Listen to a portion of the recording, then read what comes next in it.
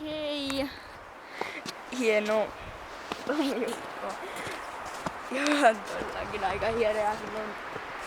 Okei. Ensin puhuin selostaa joten. Aluksi me yritettiin vaan tehdä joku normaali lumiukko, mutta me saatiin vähän inspiraatiota. Ja sitten tehtiin siitä vähän erilainen lumiukko. Ja Olvi-pullo. mun suuri hieno. Ja tämä kalja Jorma on juonut tämän olvi-pullon. Oi, hieno tekele kyllä. Eikö?